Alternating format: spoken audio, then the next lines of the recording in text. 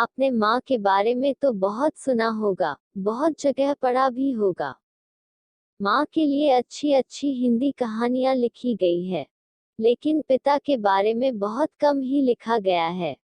तो दोस्तों, यह हार्ट टचिंग स्टोरी उन फादर्स को समर्पित है जो अपने परिवार के लिए जी जान से काम करते हैं, खुद की इच्छाओं को मारकर अपने बच्चों के सपनों को पूरा करते हैं। एक पिता की इमोशनल कहानी।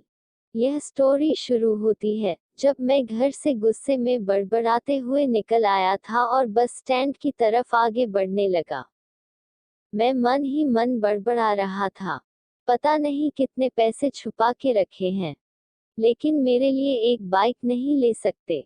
अब मैं यहाँ से चला जाऊंगा और तब तक वापस नहीं आऊंगा जब तक मैं खुद के पैसों से बाइक नहीं खरीद लेता। इतना सोच ही रहा था तभी मेरे पैर में मुझे कुछ चुभने का एहसास हुआ। नीचे देखा तो समझ आया कि जल्दबाजी में पापा के जूते पहन आया हूँ। उन जूतों में कील उभरी हुई थी, जो मेरे पैर में बार बार घाव किए जा रही थी। लेकिन उस समय गुस्सा अधिक था, तो मैं बड़बड़ाते हुए आगे बढ़ गया। एकाएक मुझे याद आया कि मैं पापा का पर्स भी साथ ले आया हूँ।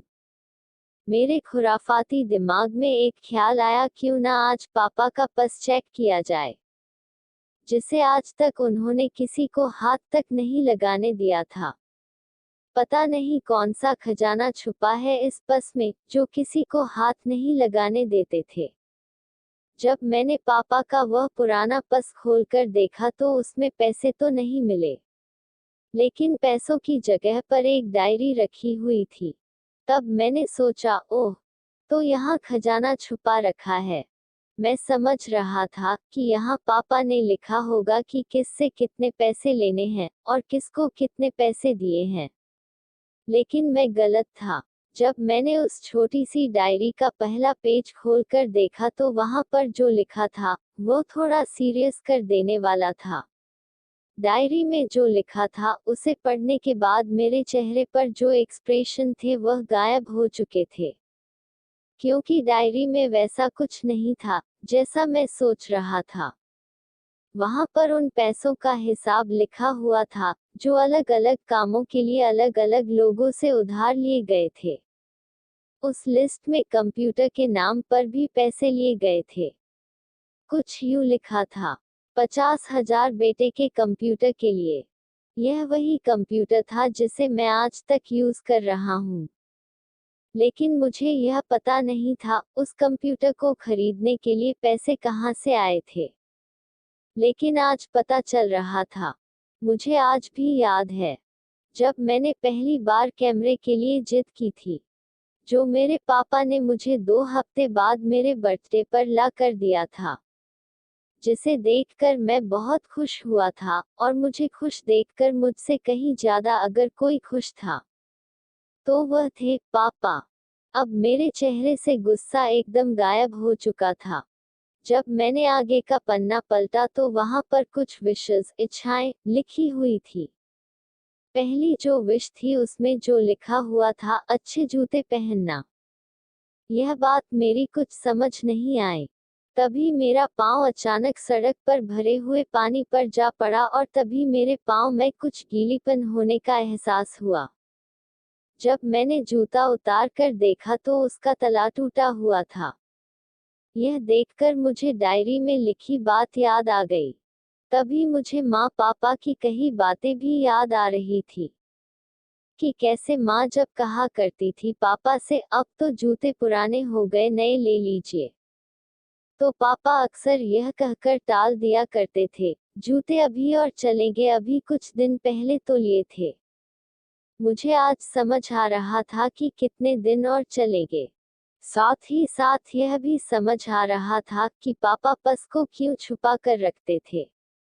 तभी उस डायरी को पढ़ते हुए बस स्टैंड पर पड़ी बेंच पर आकर बैठ गया। अब उस डायरी का आखिरी पन्ना बचा हुआ था। उस पन्ने को जब मैंने पलट कर देखा तो वहां कल की डेट लिखी हुई थी। तारीख के नीचे लिखा हुआ था 50,000 रुपए बाइक के लिए। बस इतना पड़ा और दिमाग सन रह गया। अब मेरे मन में कोई शिकवा गिला नहीं बचा था। बस मेरी आंखों से आंसू चले जा रहे थे। मुझे आज तक नहीं पता तब मैं क्यों रोए जा रहा था। अब मैं जल्दी से घर की तरफ भागा, लेकिन जूतों की वह कील पांव में अब तक घाव बनाने में कामयाब हो चुकी थी।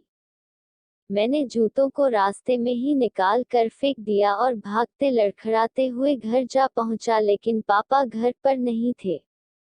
मैं समझ गया वह कहाँ थे।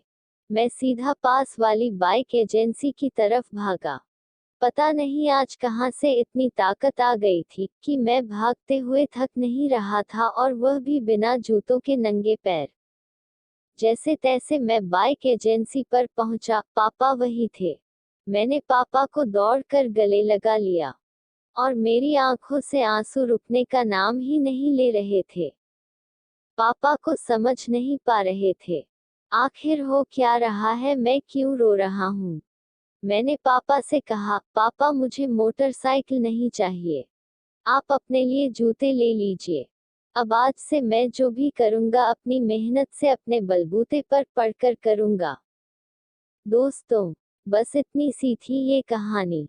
यह हार्ट टचिंग स्टोरी लिखते हुए आज मेरी भी आंखें नम हुई है। मैं आज आपसे कहना चाहूंगी, ठीक ऐसे ही होते हैं हमारे पिता। हम अक्सर देखते हैं कि हम अपनी माँ से हर बात शेयर करते हैं, और माँ भी इसके बदले में हमें बहुत प्यार देती है। लेकिन एक शख्स ऐसा भी होता है जो हमें छुपकर प्यार करता है। वह होते हैं हमारे पिता।